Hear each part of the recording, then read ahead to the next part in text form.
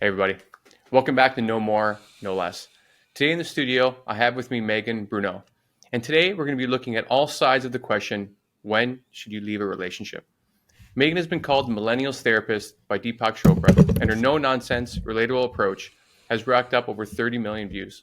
She has nearly 2 decades of providing crisis support, therapy, and coaching, and she's been featured on Good Morning America and the TD Jake Show. Megan's expertise is backed by her personal journey through mental health challenges and heartbreaks. She aims to change the way we relate to our inner and outer worlds. So let's start today. Megan, welcome to the show. Thanks for having me, Michael. So I want to start with, we're going to be doing a lot of thinky, I think, here today. So let's start something that's a little bit more feely. Just by how you feel, how many different ways do you think are legitimate reasons for leaving a relationship? Oh my gosh. I feel Yeah. a lot overwhelmed with how many ways or how many reasons there are that a person could Do leave. you want to say like a million, or do you want to say like 100? I mean, let's go with closer to 100. I mean, I'm Right. sure, Okay. we could come up with very specific examples of betrayal or disrespect, that feel like they're unforgivable. But if we were just speaking in more broad strokes around things like, a massive betrayal or, physical abuse or emotional abuse or psychological abuse, or when you lose respect for someone, or when you lose respect for yourself, or when you lose all your friends because you're so invested in the relationship, or when you're trying to convince them to love you, or I can go on and on and on, but Yeah, there are a you are lot, crushing basically. this. Yeah. Because Yeah. recently, and like not so recent with myself, but with friends, etc., that have been through several relationships, who it's, should I end this? Is this bad enough? Is this Yeah. just a phase? And then people that have just pulled the pin out of nowhere that I've seen in other relationships. And so I guess, why do you think it's so difficult for us in any relationship, unless it's very obvious, like you said, like betrayal, and even that's not so cut and dry. Totally. Um, why do you think this is one of the most difficult decisions people have, to end a relationship? I mean, I think because it's not cut and dry. I wish that, of course, I knew when we were going to be recording this, like, all right, what's the big question here is when to end a relationship. And I wish I could like distill it down into one just like quippy kind of like when this happens, right? But the Right. truth is, it's just not so simple. And not only are, you know, there's so many different experiences that could warrant relieving a relationship. The challenge is that like what might warrant leaving a relationship for one person wouldn't warrant it for another. And ultimately, we have to know ourselves well enough to understand like, okay, is it worth it? Is it worth it to keep working on this? Is it worth it to keep hoping? Am I Right. at a point where maybe taking a break, even like, let's not even just say it's ending it forever, but let's just like, take some space from this relationship might give me some more information. Uh-huh. So I think, honestly, to answer your question, just humans are so complex and we all have different values and different dreams. And for one person, let's say, especially for women, for example, whose identity is so wrapped up in being a wife or a partner and a mother and desired, like we are taught and socialized our whole lives that that's kind of what makes us important. So for women, there is way more shame, around being single than there is for men, at least to a certain age. I think after a certain age, kind of men, join women on that journey. But for some women, they might be like, well, it's better to at least be in a relationship or have an opportunity to have kids or have a partner who, is contributing to a two-income household than be by myself. And I'm not Right. saying that that's all women by any means, but I just want to give some examples of how things can differ between genders, but across classes, across cultures, ages. So it's Right. really hard to sort of say like, this is the one way that, or the one reason that she should come back to end a relationship. Right, because even the financial situation, they say why a lot more women these days are embracing being single is Yeah, because before I read the stat, or I think it was yesterday, that in the 70s they passed a law in the U.S. that allowed women to apply for a credit card without a signature from their husband. That was in exactly. the 70s. Like I had to Yes, stop reading that book and sit down I know. because it Totally. was a crazy, crazy stat. So even Yeah. something like that, and let's take that very small microcosm. If you want to leave a relationship and you don't have the financial means, but you have a credit card, you could at least go stay somewhere or get some money to take a bus somewhere or all these things. And before you couldn't do that, like that's just such a Totally. tiny, small example. But they say that women are really leading the way on this, that if they go through an existential period being like, I don't have to put up with this. I can just be with my friends or on my own. Totally. I mean, I will not have all the like historical stats accurate on this, but I can say broadly that Hmm. in terms of like the exact years, but I can say broadly that yes, exactly. Women were not able to get credit cards until the 70s. Also, no fault divorce, meaning we can just, end a marriage for no reason. It doesn't have to be that there was infidelity or there was abuse or Right. whatever. I'm pretty sure that was until the 70s as well. I'll have to fact check that. But like, that, or for example, just the fact that women, like we are starting to have kids later, right? Like, as I said, I'll be, or no, off air, I'll be 38 in like a week. And we're hopefully going to start trying to have kids in the next 6 months. And that is unheard of, 20, 30, 40, 50 years ago, right? Like Right. most women, they got married young and they had kids right away.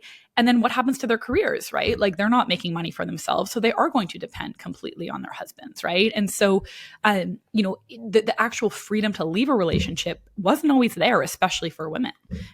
Right. Yeah. Recently, so I was mentioning I'm 40. I'm 45, and people I've known for years and years back home in Canada. It seemed there's a group of women that like I went to high school with, and all of them are pulling the trigger on their relationships. It seems like mid 40s is where like one or two girls get divorced.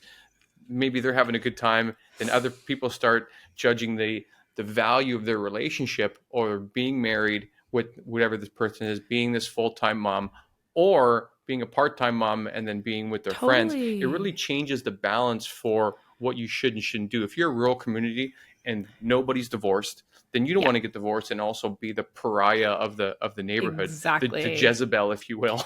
But Yes. if you have friends that are going to Europe and going on trips and yoga classes together, you're like, why am I dealing with this? Let's say a not so great relationship. You just don't want to Totally. stick it out. Exactly. There's that social stigma that prevents people from leaving. And, again, I'm now in the South and religion is a big piece as well, right? There's a lot of shame, around divorce if Right. you're religious. And even if you're not, as you mentioned, but as soon as our friends start doing something, as soon as like culturally there's a movement and it's like, okay, like there's less shame around that. There's more empowerment and there's community, there's, hey, like I can go to a dinner party and not be the only divorced person, right? Or I have another single friend that I can, go on a trip with. Right. Interesting. Well, because I think they say that again. Don't quote me on this, but that like the biggest indicator of infidelity is someone that has a lot of other options. Oh, And so maybe interesting. Yeah. that doesn't just apply to different partner options, but Hmm. also different life options.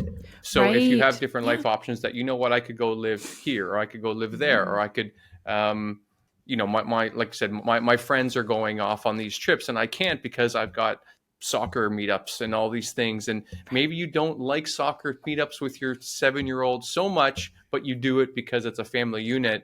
But then Right. all of a sudden you have these other options. Like I've seen a lot of people stick out for 10 more years simply because they have kids. And Totally. like I get it, like nobody wants to break up a family, but then you see that, at least I've seen in some instances, that the quality of the relationship Yeah. just recedes so drastically because then you feel like you're kind of under thumb. You're in this thing you don't need to be in.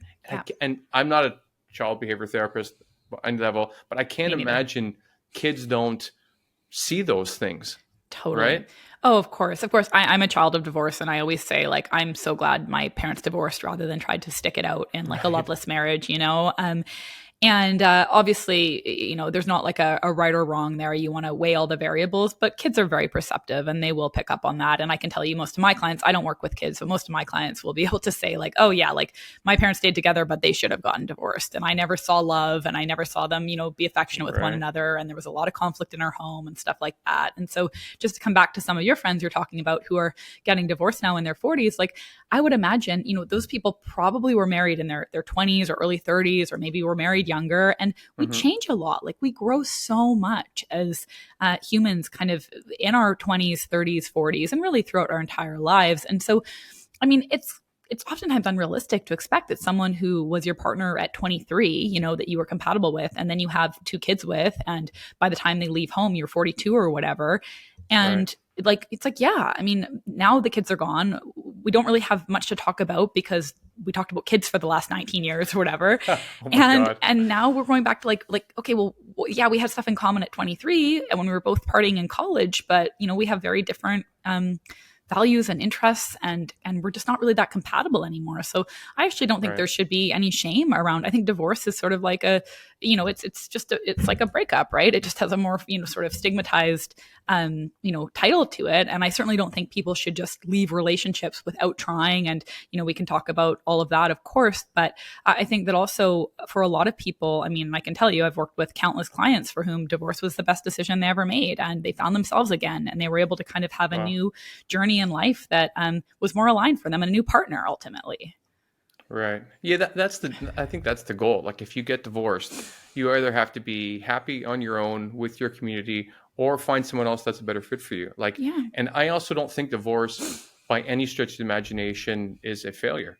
I know No, of friends that course one not. person in particular has been married almost 20 years. They've got two great kids, Mhm. and almost 2 decades have been married, and they've been really trying. It's just not working. And Mhm. my friend's ready to, also pull the pin on their relationship, and they're like, I just feel like this is such a loss, such a failure. And like, I don't Aw. even understand how it's a failure.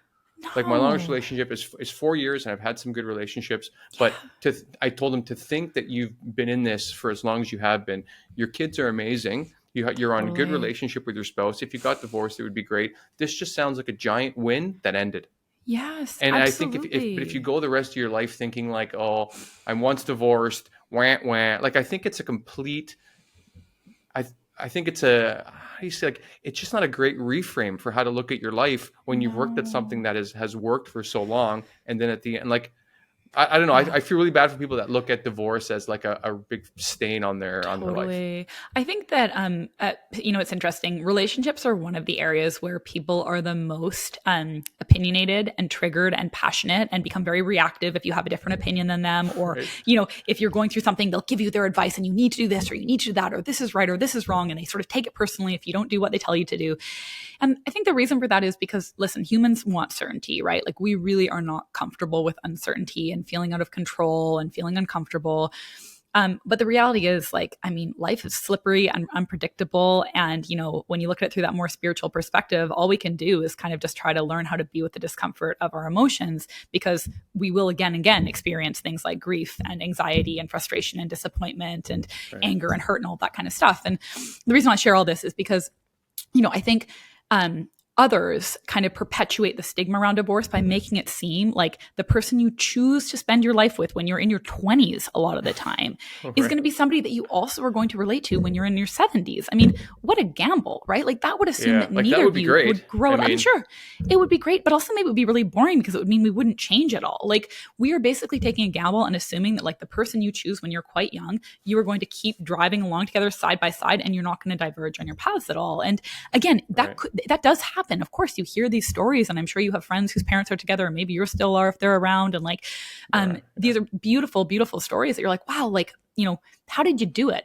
But also, like, that was more of a time when we didn't have dating apps or social media or OnlyFans or porn or, technology in our pockets where we could get a sense of connection from someone else at any moment or get on a plane for $150 for the weekend. Like, we now have access to so many more options. And I do think that, the traditional monogamous long-term relationship, I'm not saying it's going to become extinct, but I think that there's always been infidelity, and I think that we just have to be realistic that being together with the same person for life isn't for everyone, and that's okay.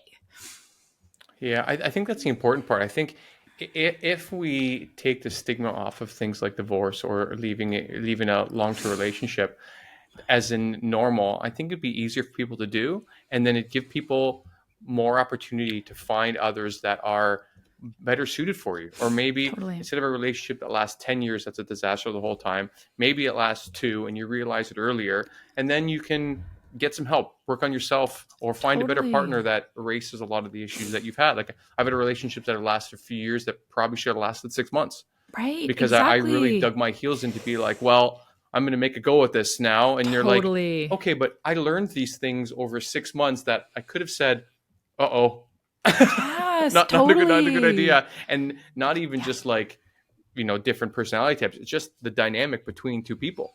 Sometimes there's two good Exactly. people that do not have a good dynamic because they want different things from different households. And so I really echo that yeah, I don't know that it's going to go extinct. I think it is always laudable goal for Totally. monogamy, for people to Yeah. get married and for things to want to last this long. But I think if we have in our heads that this is how it should be, I think it makes things harder for everybody. Yes. Oh my gosh, that's like the root of so many people suffering, like extrapolating not just beyond relationships, but life in general. This is the way it should be. We all feel like we're failing. I mean, shame is kind of Yeah. what, is at the root of capitalism and materialism, and it makes the world go round in so many ways. And so, we see ads or we see social media or we hear stories and we're like, this is how it should be. And then we don't live our lives in that way and we feel like we're failing. I mean, again, I think that is changing a lot. People are pushing back against these kind of cultural norms or stereotypes. I mentioned before our call, I was like, where are you? I thought because of our time arrangements, you're in Bali or something. And, you're not, you're in Barcelona. But even so, like, there's an element of this really cool, like, digital nomad culture of people who are like living, across the world and, pursuing entrepreneurship and like doing what they want and working their own hours. And like, I think that's Yeah. fucking awesome, and so, yes, I think that there is something like beautiful and sacred in the monogamous relationship and, the institution of marriage in many ways, at least without all the shame that a lot of sort of religion puts into it at times. But either way, like, I think our every person we date is our teacher in some way, right? Like, Mm-hmm. life is your teacher, our emotions are our teacher, people are a teacher, even if we're like, I fucking hate this person, or like, this is so hard, or what a toxic relationship. I mean, that often reveals within us areas that we need to work on or would benefit from working on, Definitely. places like if we, I don't love the term codependency, but places where we do kind of become overly invested in wanting to like fix or help someone, or, their experience, informs our experience too much, like whether they're happy or sad. It's like we feel this commitment to wanting to change them or help them, and, don't really kind of see ourselves as separate.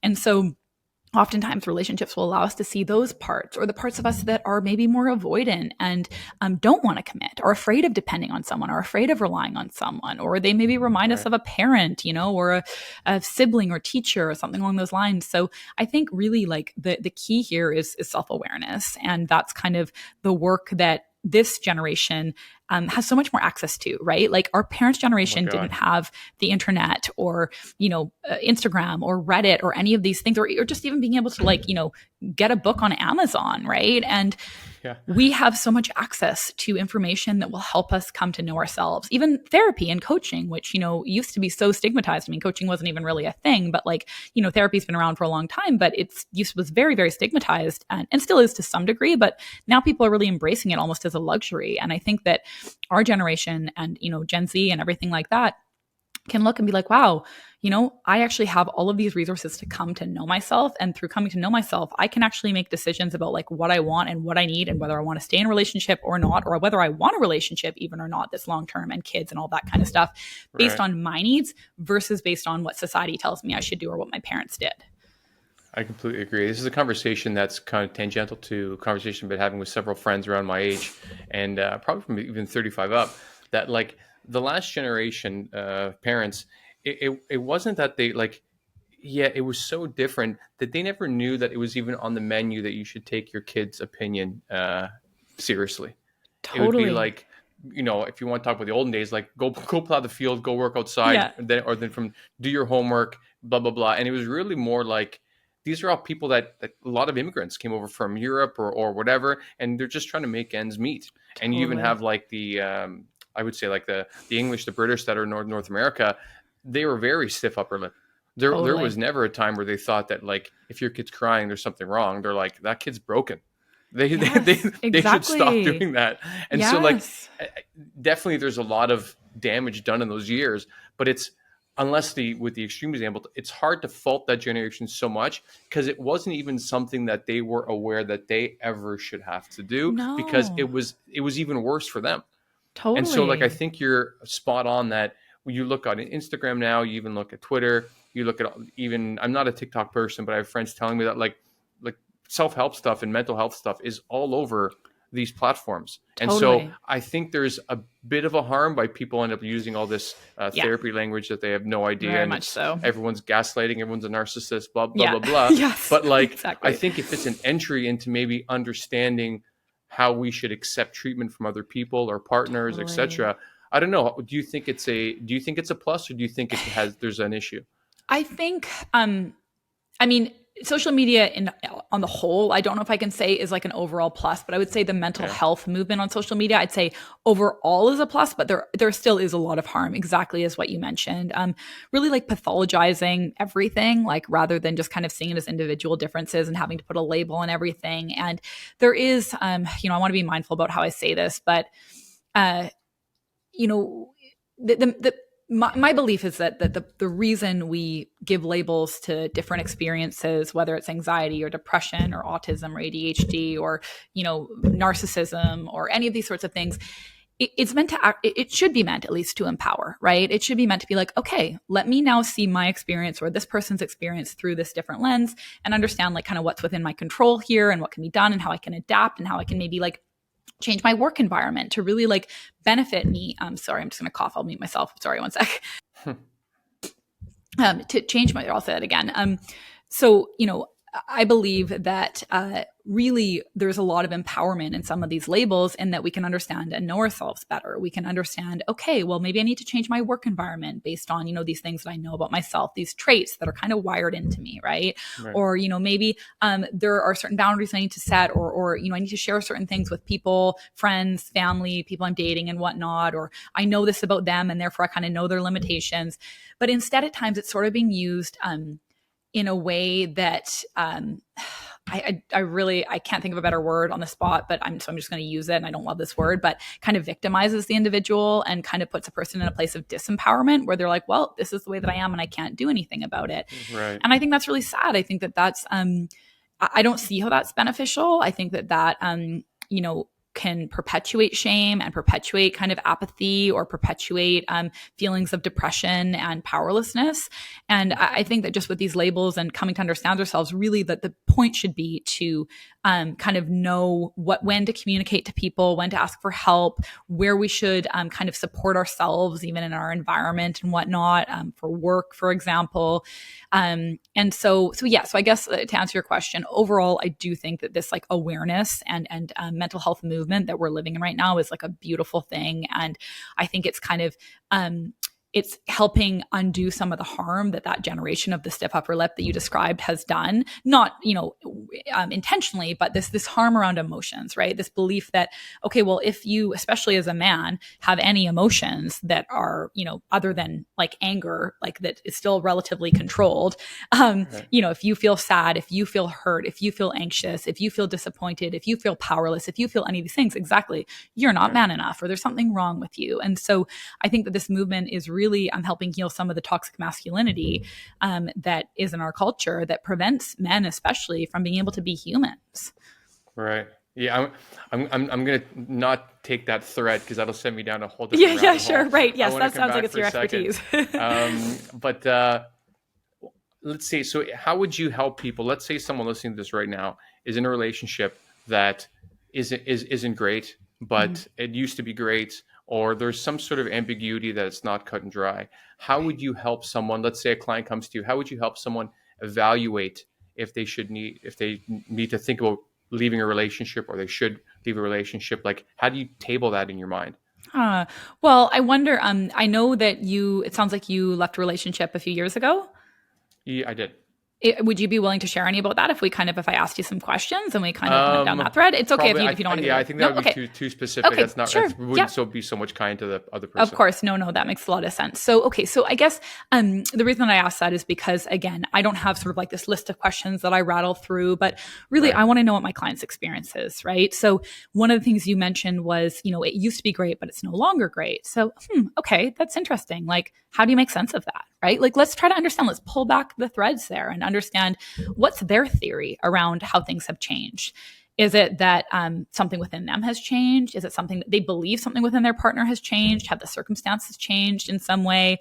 Is it just that, hey, after about 2 years, we're through the honeymoon stage and all of that like dopamine and serotonin and norepinephrine and all these like yummy chemicals that are going through our body that are meant to inspire a union for evolutionary purposes, that those have kind of like we've developed a tolerance to them. And we were now settled into like a more kind of comfortable phase of the relationship, which by the way is also so necessary. Like if we were always in that really like addictive stage. Like we've all been there in a relationship where in the first 6 months or year, or depending on, I mean, gosh, I'm very open about the fact that my husband and we broke up 3 times over the course of 5.5 years. And, it's like, it felt like a new relationship every time you got back together. So it was a little addictive, right? Like you begin that relationship again. And it's like, ooh, wow. Like, okay, like, are they going to call me back? Or are they going to, when are they going to text? Am I going to see them? Oh, great. Let me like dress up and do all the things and get the lingerie and all that stuff. Right. And, the beginning phases of relationships are amazing and also not practical for life. Like if we were always in that addictive place, we'd never get any work done. We'd ignore the rest of our friends. Like we wouldn't take care of our health. We wouldn't get any sleep. Like, it's not realistic. So my first question would be to really understand, okay, how do you make sense of this change? Because unless that person, has really just been in complete avoidance state and never paying attention to their experience, they may have some ideas or some theories. So kind of want to check in around that. Now, I guess if there is sort of like a stark contrast or a change, then, and they may be able to explain, okay, well, now I think my partner might be depressed. He lost a job or she lost their job, or, they lost their parent, or we moved to a new place and they've been really struggling, or something about themselves. Yeah, like, I've just started to feel kind of disconnected from them and I can't explain why. Now, when there's sort of a disconnection that they can't quite explain, that often will come back to trauma, to relational trauma, where we have various different attachment styles that form in childhood. And after about 18 months to a couple of years, I think that's about the time frame, our attachment system really comes online. And what that's meant to do is sort of protect ourselves from vulnerability and commitment, because we may have learned in childhood that like vulnerability and commitment are really scary and you shouldn't rely on other people. They are going to leave you or hurt you, or, it's shameful to do so. And so being vulnerable in relationship, while for some people, it actually is like so yummy and helps us feel close. For others, it can cause a lot of shame and anxiety. So my kind of first step is really getting a sense of like, all right, like what's happening here? Is this a case where like this is a circumstantial issue, which oftentimes can be changed? This is something within, their partner, in which case, like maybe couples therapy might be the right answer, and couples therapy always can be the right answer, or a right answer to include in the mix here. But I also really want to understand, like, what is their perception? Because if perhaps, their unconscious experience is, I got to run away from here because this is scary and I'm going to commit and I'm going to either hurt them or I'm going to be hurt, or suddenly I'm going to be responsible for this person's emotions, just like I was with my enmeshed mother or whatever it is, then probably what's happening is consciously they're coming up with like some reasons that like make it justifiable that they want to leave. Well, like we don't have sex anymore, or, which by the way is very much like, I don't want to minimize not having sex anymore, but usually that's a symptom versus kind of like the reason to end a relationship, or, oh, I don't know. I've been feeling really irritated with them and I can't tell why, just everything they do pisses me off. And so if things are a little bit more kind of like ephemeral, like you can't quite nail it down, and it sort of seems like they're coming up with these like reasons that don't seem super justifiable, then it may be because there's something more unconscious happening. So I just want to like really understand more. And my job is never to come at it like, there are some relationship therapists. Again, usually they're practicing from a more religious background, but their goal is to like make the relationship work at all costs. And that's certainly not my goal. My goal is just be like, hey, let's just try to make you as awake as possible as you explore this and decide whether or not you want to leave, or whether or not leaving might help you get more information. Because the reality is, like, as I said, myself included, but a lot of people break up and get back together and sometimes need that breakup to gather information and be like, oh, interesting. I really do love and miss this person. But when I was so close to them, I felt so threatened because, again, my attachment system came online and told me that I was going to be hurt. So I had to leave. But the moment I left, I felt relief for a week. And then suddenly I realized, wow, I miss and love this person so much. So that's just one example of what can happen, when we break up. But I guess I'll pause there because I know I've said a lot, but my first step is really just trying to understand that person's experience and just kind of like check in around certain areas where to ensure that kind of like their unconscious experience and their conscious experience are aligned, and that they're just feeling as awake as possible, as I said, and to make an intentional decision moving forward. That's so interesting. I know we can even like combine that, how we said like past generations understood love differently. Totally. Because if everyone's growing up and they don't see a healthy version of love, then I think it's hard to, almost impossible to create it in your own relationships Yeah. because you've just never seen that practiced. Like, I No. mean, just watching, family TV shows in the 80s or 90s is not going to cut it. I mean, I remember Totally. there's a friend of mine who got married in, British guy got married in Dallas, and a bunch of us were there. We're all a bunch of digital nomads going to this one place to celebrate this guy's wedding. And we all met his parents through different courses of the day and evening and that weekend. And then all of us were talking to each other. And we're like, "Did you meet this guy's parents?" "Yeah."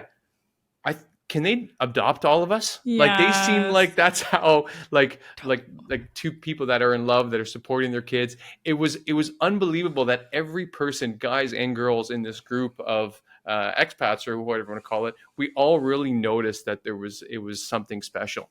And so, Totally. like, I don't know, maybe now that we have some awareness of, oh, I should check in more with myself for how this person is making me feel, or how I'm interacting in an environment, can maybe help people move towards better communication. But I think you're right. If you're in a situation where it's two people that came from dysfunctional homes trying to be a relationship, they're just going to be arguing with each other's parents for that entire Totally. relationship. Totally. And, we all have different like intimacy buckets as well. For some people, they need and want a lot of intimacy. And for others, like that Mm, doesn't feel good for them. And again, the idea, like, when you have those types of couplings in which you might label it like the anxious avoidant relationship, where there's one person who's quite anxious and wants to move closer all the time, and one person who's quite avoidant is always trying to move away.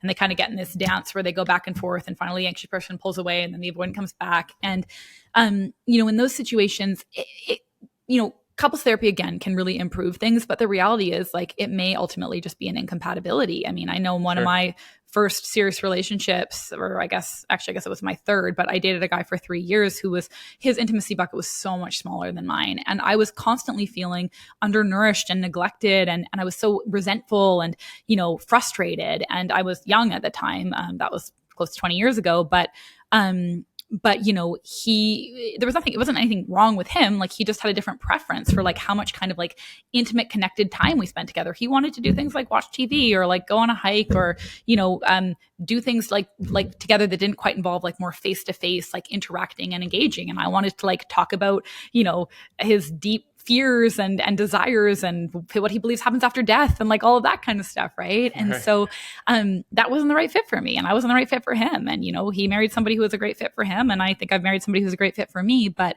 it took a long time of cycling through various different relationships and kind of figuring out, all right, like, are we compatible here? And so yeah, I think there's just again, it is very much, I think, finding kind of a person who we're compatible with in terms of like intimacy and values is super important.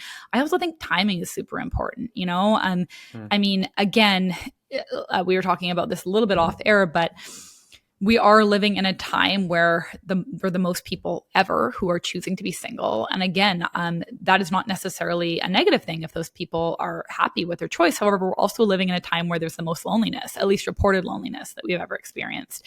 And our right. culture really does kind of reinforce and perpetuate individualism and hyper independence, and tell us, the goal is to like make sure you live on your own and, drive a car versus taking public transit and, do all these things by Right. yourself, work from home. Like, what a lonely experience, right? Like, of course we're all disconnected and feeling lonely. And so I say that because, yes, we're kind of in a place where individualism, independence is so celebrated.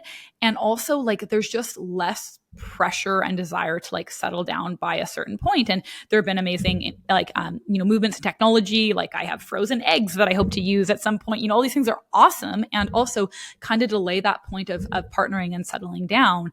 And so there are some people who would choose to live their lives single versus getting into a relationship, unless that relationship feels like really, really worth it to them. So I think we're Right. kind of in a state where, yeah, we have the most people ever who are choosing either singledom or kind of more like shorter term superficial relationships. And what happens with that is that, as I said, kind of after a few months to basically like 6 months to 2 years, but even as short as 3 months, some of those attachment fears start coming online. And so let's say, like, and I imagine you experience a lot of this in Barcelona Barcelona, in large metropolitan cities, you see a lot of it, but I certainly did in New York. People date for about like 3 to 6 months. And so you date somebody for like 3 to 6 months and it's like super fun and great and everyone's putting their best foot forward. And what happens in the beginning of a relationship is it's not just that you're seeing the best version of the person that you're dating. You're like, wow, this person's amazing. Oh my gosh, Michael's so great. He's so hot. He's cool. He's like, creative, all these things. But you're also seeing the best version of yourself because they're seeing the best version of you and they're mirroring it back to you. So for those first like 3 to 6 months, you're seeing this amazing person in front of you. And then you're also feeling really good about yourself. You're like, I am awesome. And I'm so cool. And this person loves me. And then inevitably, as intimacy starts to develop, which is very much what happens in the kind of imperfection and vulnerability, you start like feeling a little bit more annoyed with them, or you start seeing their flaws and they start seeing yours. And then those are mirrored back to you. And so that's usually when people want to end a relationship initially from a place of like fear or from a place of shame, like, oh, I don't like this. This person has expectations from me, or I've disappointed this person. And now I feel just like I did when I disappointed my mom, right? Or, this person, I'm feeling like I'm depending on this person too much, or they know too much about me. And I don't like the anxiety that I'm feeling because I really like them, but it doesn't feel good for me to care so much, about what they think or depend so much on them when I'm used to being this hyper independent person. So these are just a few examples, but, one of the reasons that people tend to leave relationships so early is a combination of that with, well, all I have to do is go back on Hinge and swipe a few times and I can see this person who I'm going to totally fantasize about and pedestalize and make it seem like they are absolute perfection and they will be my life partner and everything's going to be great with them. And then I'll move on to them. And so there was a time where we didn't have this access to all these other alternatives, like you said, or like I said earlier, I can't remember if this was off air or not, but like Instagram, porn, TikTok, like all of these different platforms that really show a very filtered, edited kind of expectation of perfection. So, I have clients who are like, oh, like then I saw something. I'm not going to use specific examples to prevent or to protect confidentiality, but like I saw this thing about this person when they were naked that I just like was so turned off by. And it's like a totally normal human thing that like we would all have. Right. And so like, right. So I think just with the whole coming back to when it's time to leave a relationship, if you are noticing it's in that kind of like 3 to 6 month period and, you've gone from being really interested in the relationship to suddenly feeling really turned off overnight, then it may be, I'm not saying it's not a reason to leave, but it may be that like, hey, you're having some of your own kind of trauma coming up there. And maybe you just need to set some boundaries and pump the brakes a little bit, take right. things a little bit more slowly. Or maybe you need to have a conversation with this person and share with them kind of like what you need and what you want versus pulling the plug on everything. Yeah, I think there's a lot of that. Whereas if you've invested like 6 months or a year, and then you see something come up that maybe is not ideal, like part of you still like, well, some people, like you said, are avoidant. And as soon as something that's not 100% Instagram friendly comes up in a relationship, they want to bail and go back on the dating apps. Like, mind you, I can't imagine why people want to get back on those apps. But sometimes it's even like, okay, let's say that's one thing. And they're like, oh, is there something else? And then there's a couple things you're like, well, I could live with a couple things. And sometimes the apps are the deterrent where right. You're like, totally. Okay, they're a little angry of a person, but God, I don't want to download yes. Tinder or whatever new app is coming up. And so I think there's also some of that where people are like, I'm just going to suck it up and try this for a while until things are actually sometimes too bad. Because I think even in the best relationships I've seen, especially the ones that go for a long time, there's always going to be these peaks and valleys. Totally. And so people, I think, are always thinking like, okay, am I in a valley now? Or is this just where I live? And yes. I don't think there's any way for people to know that until you find you're in a valley, then all of a sudden you go lower and you're like, oh, totally. Fuck, okay. Now there's a bit of an issue. And I don't think any of us really know how to think about that because, totally. And this is why I've really, in the last several years, I've really stopped doing this to friends because I've seen people when like guys or girls are talking about a partner and friends will know their partner and those people will try to, oh yeah, but John's great or Lisa's great or what all these things. I don't say that anymore because I realize like all of us as friends, we only see the trailer exactly. and our friends have to watch the movie every night.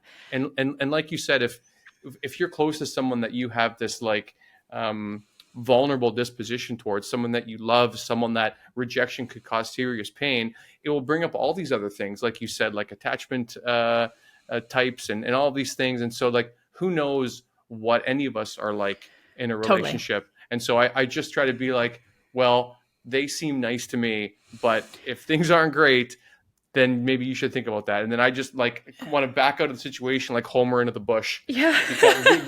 Because I would Totally. never want to tell someone, I think that person's amazing. You Yeah. should make sure you hold on to them. Meanwhile, they're emotionally abusive or all, you know, and like Totally. on both, like for men and women, I've seen Yeah. this happen. So I try to tread very lightly. Yeah, I think that's really wise. I loved your analogy of like the trailer versus the movie. And what I often will tell clients, because I work with a lot of entrepreneurs, so often I'll say like, "Hey, would you choose this person as a co-founder? Like, is this somebody that you would want to build with?" Because essentially, that's what a relationship is. Yes, you're building a relationship, but ideally, you're building things together. Even if you don't choose to have a family, which many of us hopefully will choose that.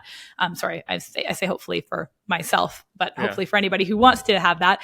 But also there are a lot of people who are choosing to be childless by choice, and for them it might be, hey, like we just want to build like a really beautiful life together, where we travel, or where we flip houses, or where we build a company together that is like really meaningful and has an impact, or we just become real sort of researchers of ourselves, and we go around doing ayahuasca retreats or whatever it is. Like, but either way, this is a person that you're building with, and you want to be able to have the characteristics that you would need, or the traits that you would need to be able to build with someone. And that's going to be, for one, Right. communication is going to be huge. You need to be able to communicate with that person, and they need to be able to have enough self-awareness and equanimity, or be able to sit with their difficult emotions enough to be able to have difficult conversations.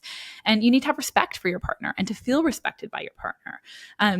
You need to be able to compromise. You need to be able to, like, at times be like, hey, you know what? Like, I'm not going to get necessarily exactly what I want, but I know that my partner wants this and I want that. Is there somewhere we can meet in the middle, and vice versa? So there's kind of a whole list there. And that's usually what I will offer to a lot of my clients, is this idea of like, hey, would you choose this person as a co-founder? Can you build together? And that allows us to focus a bit more on like the relationship than the person, because like in isolation, a person could be amazing, just like you said, for your friends, partners, or whatever. But it's really about the partnership. It's about the relationship dynamic, where you actually get to determine, hey, is this going to work long term? Yeah. And I think it's the unknown of it all. Like especially if you're not married. If you're married, then there's some level of control that people think they have. That I'm in this relationship, we took this vow, we have a couple kids, we're going to get married forever. And all of a sudden, someone wakes up one day and they're in their 40s or whatever, and they want to just turn over their whole life. Yeah. And they're like, this marriage is not in what my plan today, and it was yesterday, and I'm sorry, I have to go. Sometimes it has nothing to do with the relationship, I've seen. Totally. And I think that's scary for a lot of people. I think for people who I think all of us want some sort of safety and confidence that the person we love, have invested in, is going to be there. But like, I think I always think of the thing that like love is a verb. It's something you need to practice. It's not something that just exists all the time. Like, you can love someone and appreciate them, but like not want to live with them and not want to be with them. Like, there's all of these things that are so complicated. I think that's why, I don't know, I've become a bit cynical with especially the last couple of relationships, but like, I think I'm also very much a romantic at heart. Like, I really do think that like a relationship that works well, I think there's a bit of magic and alchemy involved, because like, as all the things we were just talking about, like how people grew up were differently, different countries, different socioeconomic backgrounds, different parenting styles, all these things. And so for two people to meet in a bar or on an app or wherever, and for it to work for so long, I think that's amazing. And I do think it's a bit of magic, because like, by all other standards, it probably shouldn't work. Totally. Magic, communication, commitment. Like, there are a lot of things in there. I think some of it is very much chance, of course. Like, it's a gamble. Like, it really is. I mean, again, I feel, I share some of, if I can stop for a second. Yeah, of course. You know what? But one word you said, and I realized that I need to update that opinion, because you said communication after I said magic and alchemy. And yeah, maybe that really is it. It's less magic, and it's less like, it's more like listen to yourself and just really hard work, continually to work and invest in all these things. And Yeah, maybe I need to And well, stop thinking so much and alchemy. that's again I mean, I think, alchemy could be a synonym for some of those things. And, commitment is a huge piece as well, right? Like, I think that's why marriage implies commitment, right? Like, marriage implies, okay, Hmm. I'm going to be in this for better or worse. Now, that isn't always what happens. And I don't certainly judge anyone for leaving something when things are worse. We can't predict what's going to happen, right? I mean, just like we can't predict that our partner might not have a heart attack or get hit by a car one day, 3 or 5 or 10 or 15 years into our marriage. We also can't predict that at some point they might, go through a really challenging time and not really be able to find their way out of it, or, Yeah. decide that they want to stop investing in the relationship or have an affair, or whatever it is, which, by the way, many people find their ways through infidelity and betrayal and affairs and all of that. But we just like, we are trying to predict and be certain that, like, the person that we are with today will be the person we are with when we die. The reality is, at one point, one of us is going to die before the other one anyway. So, like, it's not, you're going to at some point go through grief unless you're the person or outlived by your partner. But Right. we're trying to protect ourselves from the pain of loss, from the pain of uncertainty, from the pain of rejection, from the pain that just comes along with being human in relationship. And the reality is, like, there are certainly things we can do that are within our control, but we don't have total ultimate control where we can absolutely guarantee that we're going to be with somebody forever or for as long as we live. Right. Yeah, it is as complicated as I thought it would be. That's why I wanted to have this conversation, because it came up with a friend recently who was with a girl for together, I think 4 or 5 years, and things were bad for the last two, like really bad, that all of us could Yeah, really see it. And we really felt for him, because he really loved the girl, but there was this dynamic that was really seemed unsolvable. yeah, And thankfully he was able to end it now, but before that, he was saying, I remember saying to me, he goes, I think deciding when to leave a relationship can be one of the most difficult decisions a human totally. can make. And it was such a bold statement that I know it came from a place of hurt from him, but Yeah. it's something I've really thought about. And I think he's probably more right than wrong, because Oh my the gosh, of things that we've course. covered today just go in so many different directions. And like, to get into the more extreme levels, have you read the book It Ends With Us? I haven't, but I know it's all over right now. Yeah, I went and saw the movie last night because I Mm. saw it on socials and I thought it'd be interesting to watch. And even that concept that, like, let's say you're with someone and there's abuse in the relationship. Let's not talk specifically about, but that maybe it's emotional, physical, or whatever. Mm. But then you end up having a child with that person, and then you have to think of, and I'm talking about this from both directions, from the Mhm. male or female perspective. And you're like, well, but now I don't want to be the person that breaks up this family, even though you're a victim of abuse and shouldn't be. Like, even that is such a heavy, heavy layer Totally. on top of this question that, like, I don't know. I really like to think that it's important for us to have friends in these scenarios. Yes. I think the more isolated we are, the more lonely, no, isolated is more, the more isolated we are, I think the less likely we are to make decisions for ourselves in times like that, because you Totally. have nowhere else to turn. Yeah. The challenge with that is, in abusive relationships, generally, there is either conscious or unconscious desire to isolate from, the abusive partner, because ultimately that's how they will have more control over their partner, right? So, as much as, again, people are, oh, why don't they just leave? Why don't they just leave? But usually a person, has been put into a position where they have to depend on their partner, whether it's financially or emotionally, or yes, they share a child together or whatever it is. So, Mm, yeah, that's actually one of my, in my sort of like random list of all the kind of things to look toward, to know when to end a relationship. One of them is like when you feel like you've lost friends and family or lost touch, or you've kind of like lost yourself and you're sort of living for this other person or just doing what they say, and you're not really maintaining that sense of self and your own life. And I think right. it's so important, even though it is really sort of seductive and easy to fall into just becoming so enmeshed in relationship, especially in the beginning, and just like living for each other. I think it's so important to maintain one's kind of own work, for example, and separate friends, and even travel by yourself at times. And, don't go Right. to every single, trip or whatever that your partner's going on. Like, it can be really important to just kind of maintain that sense of independence. So you can always come home to yourself and check in and be like, how am I doing?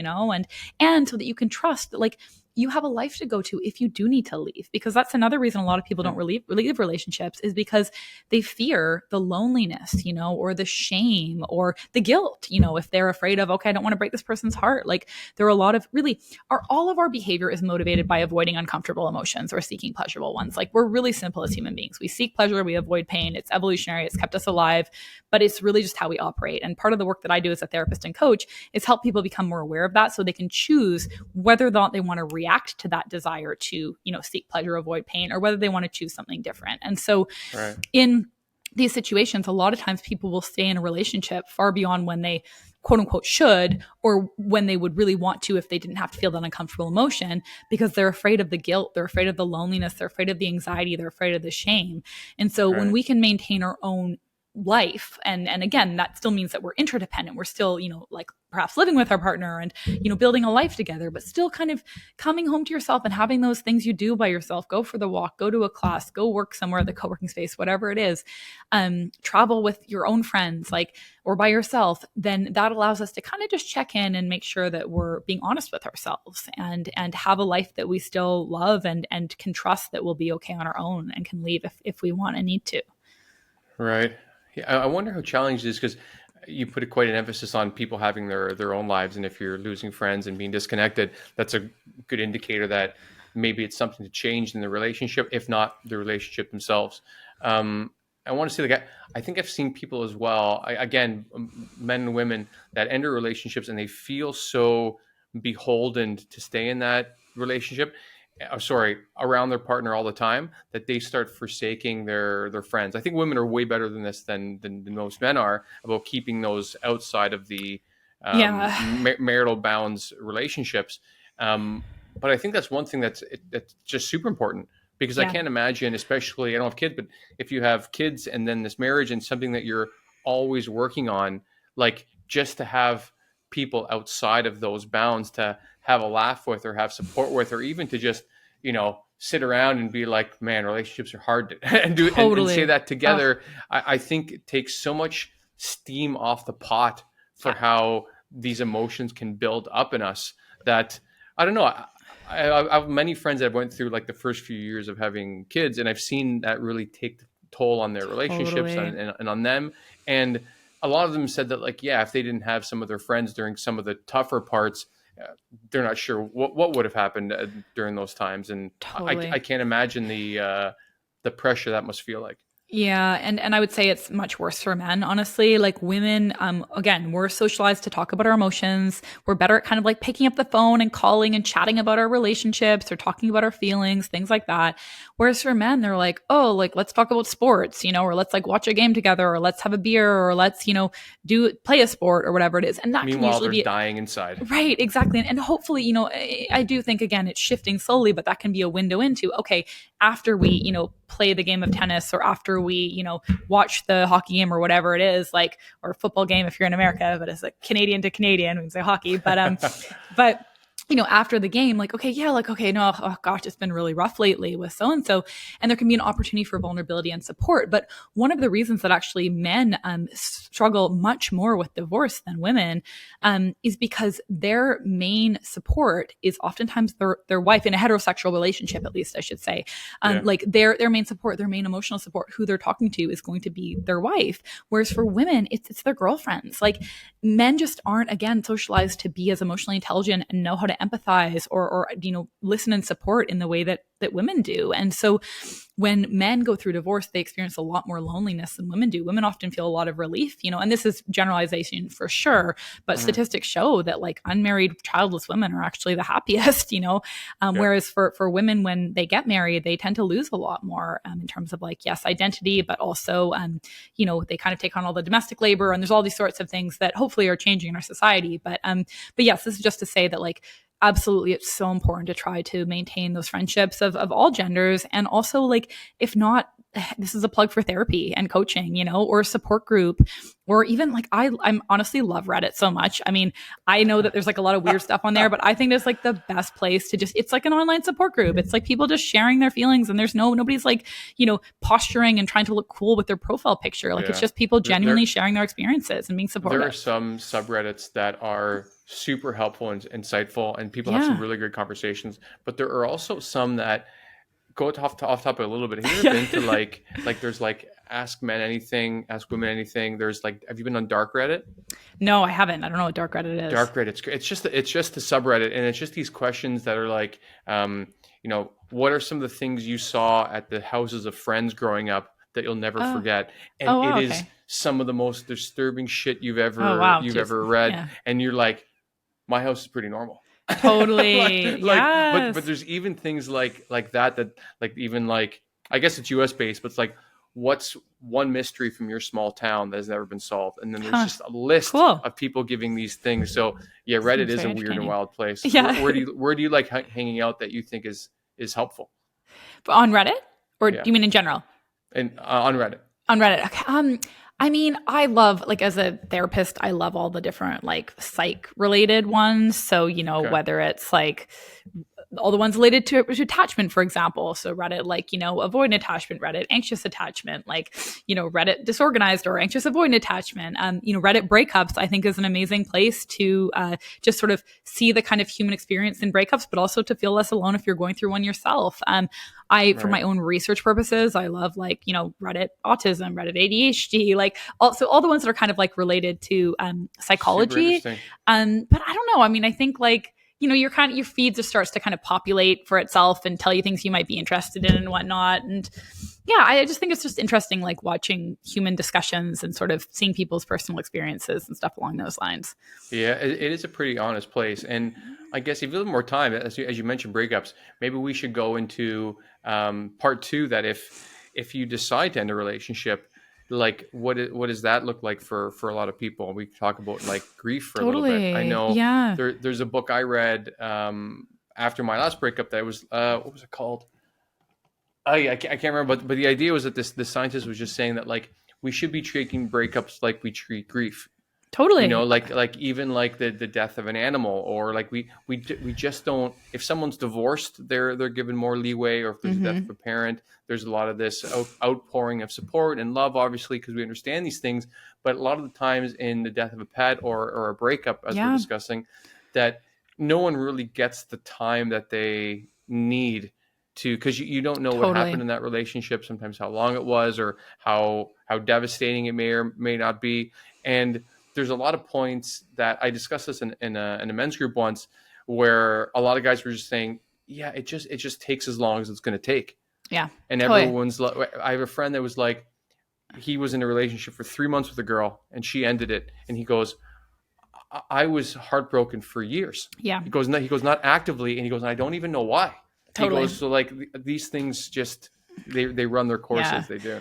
Well, first I can take a guess at why, and then I'll reflect on what else you said. But, oftentimes those 3-month relationships are even harder than 3-year ones, because during the 3 months, that's when we still have the person on the pedestal, and we're like filling in the blanks of our future and making them like, oh my gosh, this is going to be my perfect relationship and my lifelong love and all these things. We haven't seen their flaws yet, right? They haven't started to fall off the pedestal. So actually, I see that a lot. People who come in with, a 3 to 6 month relationship and they are crushed. And it's because they haven't actually started to see that person's imperfections and flaws, and they haven't seen it as reality yet. So they're comparing any relationship that they have in the future to like this fantasized one that they've created in their head.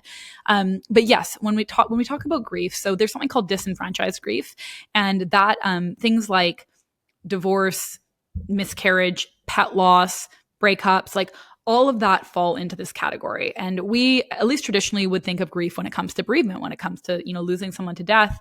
But really, like, we experience grief in any of those examples mentioned, and many, many more. And disenfranchised grief is when, yes, society doesn't really give us like the love and the leeway and the support that we need. And oh my gosh, like I think for anyone who has or has had a pet, like it is excruciating to lose a pet. Like it is equally as difficult as losing a person, in my opinion. I mean, I will say, I shared with you offline that I lost my mom a little over 4 months ago, quite suddenly. And it's been a very difficult, very, very difficult journey. And it's sort of, I got married a couple weeks ago, and up until that point, I felt like I could really like put it on ice and focus on the wedding. But right after that ended, like I just got hit with a tsunami.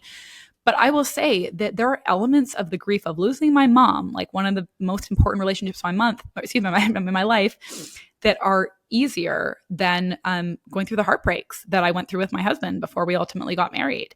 And wow. Again, they're different in many ways, but grieving the loss of a person to death, you don't have the same kind of, or I don't at least have the same kind of anxiety and hope, right? Because you can't have hope anymore. When a person dies, there's a little stage of denial often people might go through depending on the circumstances, but ultimately you recognize like, okay, I just have to keep like trudging through this heaviness and this pain. Whereas when you lose a relationship, to heartbreak or to a breakup, not only do you deal with like the hope and the anxiety that comes along with that. Anxiety is kind of a motivating emotion that tells us we need to do something, but we're also dealing with rejection. And rejection fucking sucks. Like rejection and shame and all of these feelings that are like, oh, like I'm unwanted, I'm unlovable, and like this was my fault and I failed. So yes, with bereavement grief, I mean, don't get me wrong, like I've got all sorts of like guilt and feelings that I'm working through and questioning, and I should have done this and I should have done that, and beating myself up, and I wish I hadn't said this thing and whatnot. But I will say that it's more peaceful in some ways than the excruciating pain of heartbreak. Not to mention with heartbreak, at least, if you've been together with somebody for some time and you're living with them, you're also dealing with like really significant transitions in your life. Like you're having to move out, you're having to get used to sleeping by yourself. You're having to like, say goodbye to a group of friends that you might have had, that were kind of your friends as a couple. That's why I think it's so important to maintain separate friends. You're getting used to a new identity, which is as a single person. And you're not just grieving everything that you went through, but you're also grieving the future, right? Like the relationship you believed you were going to have, the father or mother of your children, that person you're going to be sitting on the porch with in the rocking chair, until you're 95 or whatever it is. And so there is so much. I mean, I really, having been through a couple of very challenging heartbreaks myself, I don't think we give heartbreak enough credit for just how painful it is. And I think, we really dismiss it. And even when we're the ones to end the relationship, it's interesting. Like as I said, have had my heart broken a number of times with really excruciating heartbreaks that were truly transformative, because it's also a huge spiritual opportunity. But I actually did my master's research on leaving relationships based on my experience being the person who ended the relationship, a challenging relationship. Why did you not lead with that? Yeah, no, I didn't know that. I kind of buried the lead there. But yes, that was but yeah, I mean, that was honestly like, gosh, what year was that? That was 2010. So it's been a while since that happened. But either way, the reason hold on. Relationships still end, don't they? Sorry, I think that research is still relevant. Right. Yes, exactly. Yes, totally. But the whole reason there was because, and I focus primarily on women, just because women have a lot more pressure to kind of be like nurturing and relational. So there's just that much more guilt we feel when we break someone's heart, and so that can be really met with not only feeling so much guilt and shame, but also being vilified, right? Like being perceived as this person who's selfish, or, well, wait, like what was wrong? They're just, why would they leave? They just abandoned their partner. And of course that goes both ways. I mean, I experienced that too. But ultimately, why I share this is because whether we're the person who ends the relationship or is broken up with, and even when we're the one who ends with the relationship, sometimes we're doing that because we're like, well, I mean, this person's like throwing the game here, like they're not even trying anymore, I have to end this relationship because the other person is sabotaging it. So I don't think it's necessarily a factor of how much effort one's putting in the relationship, whether you end it or not, or how rejected one feels, whether they end it or not. But either way, wherever we are in the end of a relationship, it is deeply, deeply painful. And there are so many layers to it. And as your friend said, it takes as long as it takes. There's no timeline. There are things we can do to kind of slow it down. And there are things that we can do to support ourselves better throughout the process. But it is sort of a rite of passage that most people will go through at some point in their lives. And ultimately, I believe it can be an opportunity for spiritual growth and self-compassion and, connecting more deeply to kind of like our own wants and needs and desires and recognizing what we do need in relationship with somebody moving forward. Right. Well, you said a few things that I think connected for me to something that I didn't even realize that I went through. You said how like you broke up with your now husband a few times, and people are grieving different things after breakups. And I think I had that after one specific breakup where there was a lot of love there, but there was a toxicity in the dynamic. And so when things ended, I was pretty relieved that they ended, but there was part of me that was grieving and another part that had this hope that we would perhaps get back together. And Totally. over the course of maybe a year, we would meet up every now and then for coffee. And every time we did, I realized more that I don't think I ever knew the person that I was with, and it was this Yeah. disappointment and like grief all over again. And then like the final time we met up, I'm like, I don't even recognize this person, and they've moved so far from someone that I would want to live my life with, that Yes. like I don't think I've realized until right now that that's why it kept coming in waves, this grief, Yeah. because there was still some hope that, okay, perhaps if this person's on their own for a bit, then there'll be something to reflect and we can come together and have a really productive conversation about some things, and then we can move forward. But every time it was like a bit of a crushing disappointment that you're like, I have no idea who I'm really talking to Totally. right now. And that's super helpful because Yeah. Yes. I think thinking of it is like, oh, why is this end taking so long? Well, the reason was because that hope was not extinguished. There was still something that wanted that to continue, and then at the very end, that's when it became like, oh, now it's completely over because this person's a Totally. foreign object, Yes. so to speak. And can I ask, were you and your now husband able to solve a lot of those issues, or did some of them become less important? Like, are you able to talk about that at all? Because I find that Yeah, super interesting. of course. Let me respond to that. But first, I just want to say one thing to what you just said about your experience. What a gift, as painful as it was, what a gift that you had that opportunity to really recognize that you weren't compatible with this person, because there's something called the phantom X, which a lot of people have or experience after they end a relationship or someone ends a relationship with them. And for many, many years, they sort of, again, pedestalize this person and think, oh, like, but they were so great. They were so perfect. I just wanted this to work. And they never have that opportunity. And they will forever compare any new relationship they experience to this sort of pedestalized fantasy version of their phantom X. And so Right. it is so amazing that you had that experience. And I hope for people listening, they might consider that if they do have a phantom X, if they do have someone that they're kind of pedestalizing and like, oh, but they were so perfect and no one's ever going to compare to them, that they just entertain the idea that maybe that's the case, or maybe they would have come to know that person better and they would have recognized, like, actually, this isn't who they're making them out to be. So Right. I just want to name that for your listeners. And then, yes, I'm happy to be an open book with everything with my husband. So you had asked, like, did things basically change, or did we work through things? Or can you repeat the question there one more time?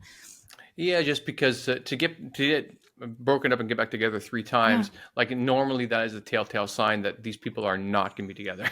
totally. Like I Yeah, would say 9 times out of 10, in my experience and every friend that I've known, it's yeah, never worked out well. And so I'm super yeah. happy for you that you guys Thank found you. a way. Like I think that's part of the magic, but also part of the work I'm sure you guys have both really Totally. have done. So I was wondering if you're able to share maybe Yeah. some of the issues were that you break up the first or second time, and then how are you able to fix those things that not only were you able to get back together, but also see a future far enough that you wanted to get married. Totally. No, I'm happy to be open about all of that. And yes, I joke that we are the exception and not the rule. I do not Yeah. recommend that if someone is in my shoes and or in my previous shoes and has gone through a few breakups with somebody, that they keep trying to make it work. But ultimately, that was kind of what allowed us to end up being together. Was I really did get to a place where I moved on. I dated somebody else. I kind of let it go, as painful as it was, rather than trying to convince him to try to be with me. And so, to give you more context, yeah, the three kind of main times we broke up. And by the way, this was like, we had dated in New York before that, which is like the sort of mecca of like casual dating. So how many like casual Right. breakups we had, I wouldn't even be able to keep track. But as from the like official point of like we're in a committed monogamous relationship, we had 3 breakups. And I think if you asked him, he would probably take most responsibility for his own kind of fears of commitment, or fears of kind of uncertainty, and maybe not having a totally realistic perception of what a relationship is and should be. However, I want to take lots of responsibility myself as well. So I definitely fell into that more anxious dynamic, in which I kind of found myself trying to convince him to love me and commit to me. And through that process, I think it caused him to sort of pull further away and probably lose some respect for me, honestly.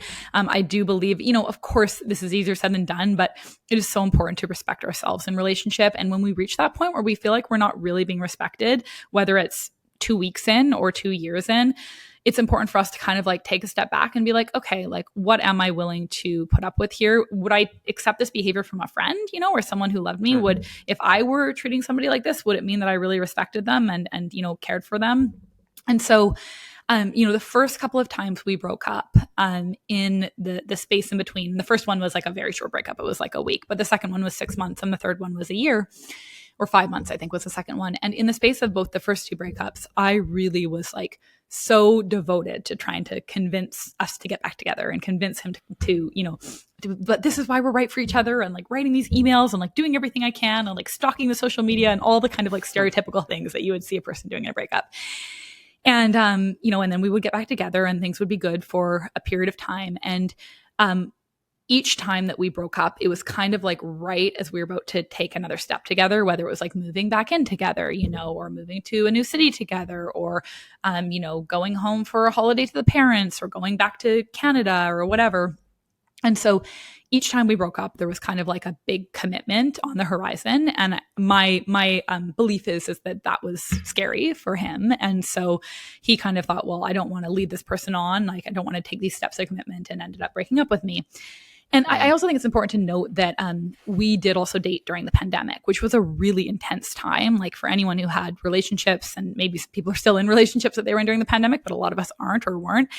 And that was a really intense time where things like accelerated quite quickly, and there was just like a lot of intensity. And so that was like a beautiful thing on some levels, but it also like was hard, And for me, the pandemic, as somebody who's very extroverted, the pandemic was really hard for me. I left New York because we couldn't be there. It wasn't really safe, and it also wasn't good for our mental health. And so we left and we lived in DC with my husband's parents for a bit of time. And then we also were kind of like all over the place. We were in Miami, like we were in Puerto Rico. We were just like kind of all over until, New York seemed like the place to go back to.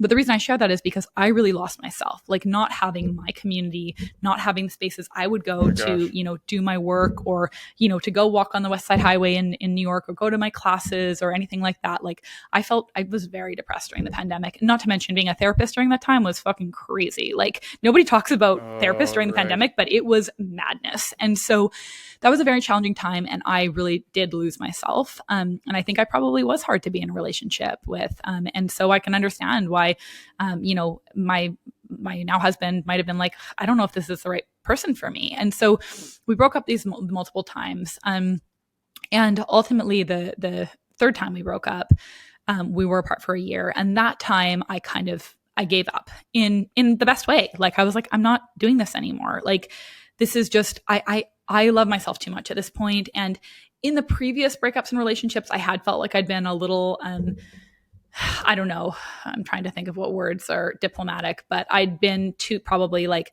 intense and controlling and jealous and like all of these sorts of things. But the last time around, I actually like, we were back in New York at that point, and I'd rebuilt my life, and I was like, I'm pretty good now. Like, once again, I still had to like find another apartment and everything, but I was like, you know what? Like, I'm just not, I can't keep doing this. I've got to just move on and build my own life. And so I did that. And for the next year, I really rebuilt my life, and got a great apartment and lived with one of my best friends, and, started dating somebody else, and started just like feeling like I was really thriving in my career again, and all of that stuff that like through the pandemic and through the breakups I hadn't felt those sorts of things.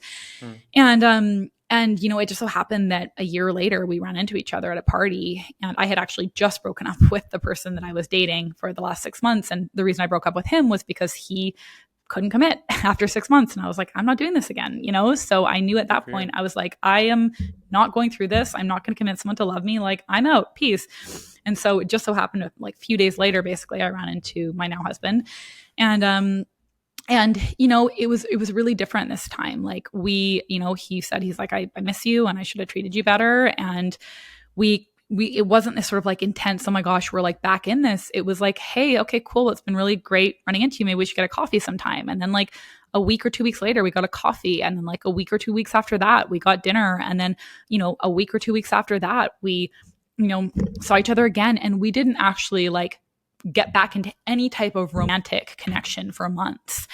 And from there forward, there was just a lot of communication, and we treaded very lightly. We really like Right. waded back into things.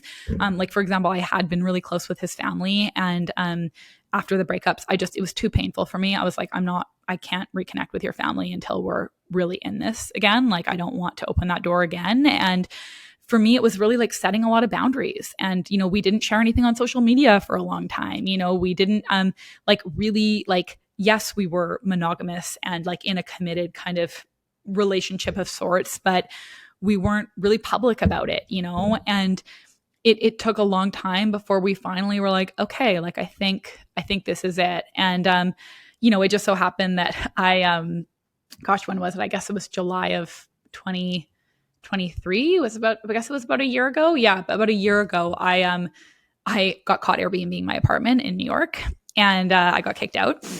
And which was like devastating on the one hand because I loved my apartment so much, but it was also sort of this place where I actually probably would not have moved back to Nashville because we had already tried to live here together and then broken up.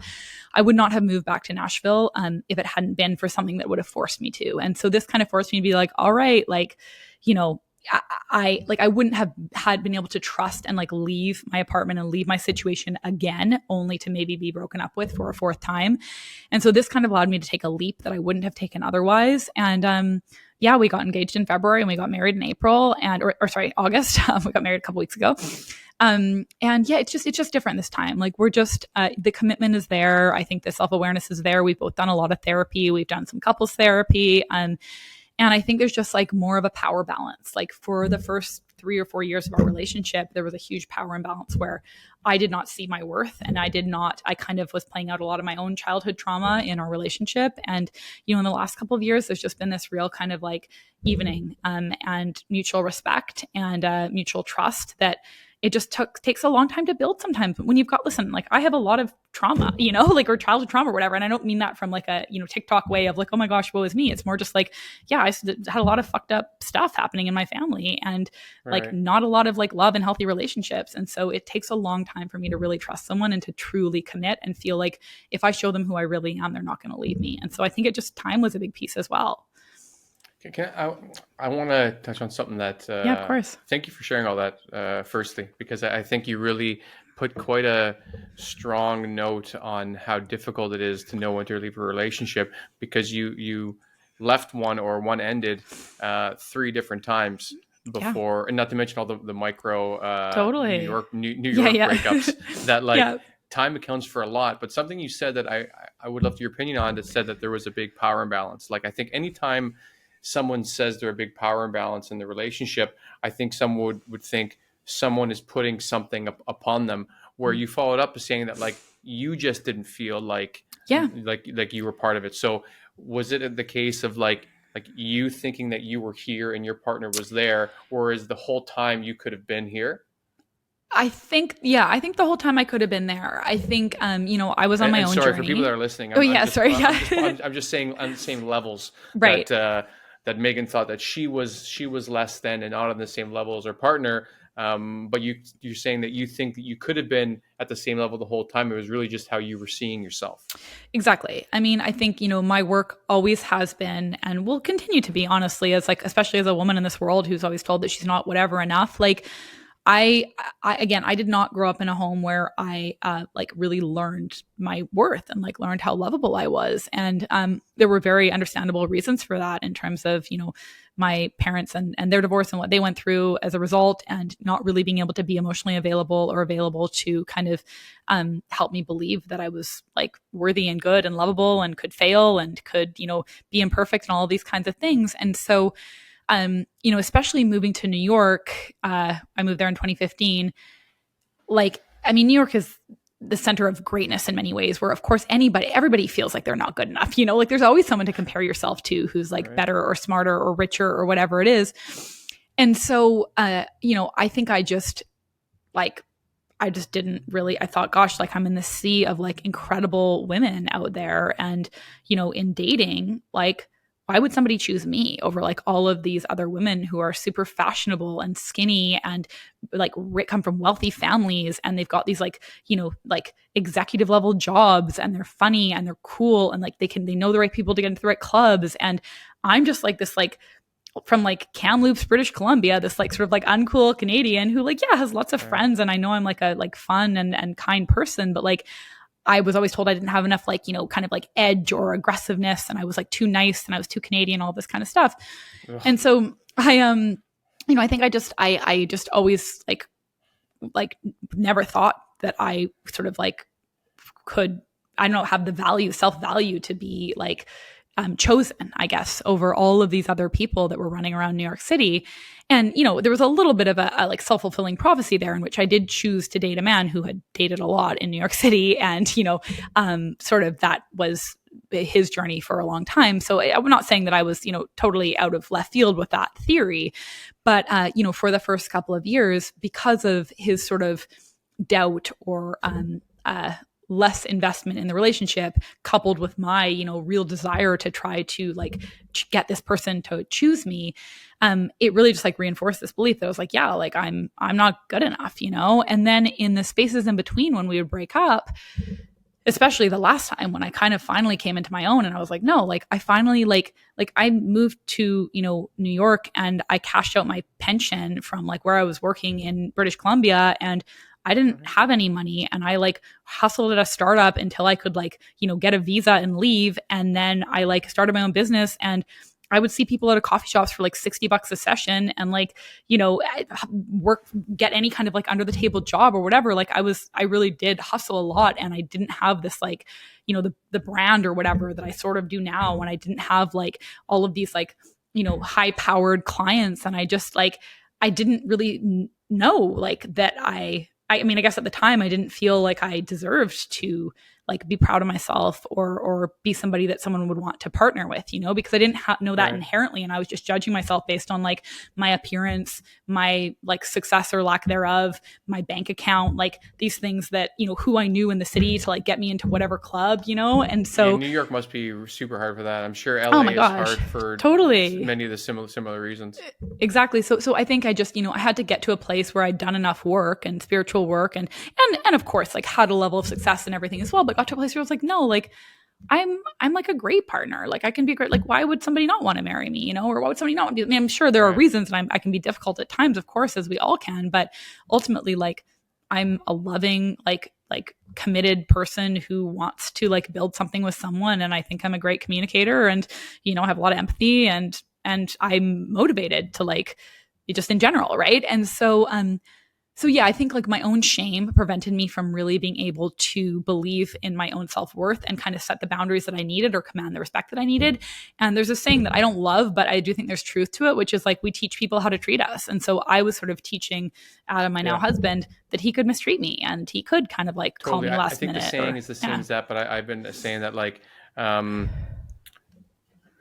oh yeah, it's some of those lines. I can't remember the exact. I used to use it as well, but it's like, yeah, people treat you how you allow them to treat you. Exactly. Yeah.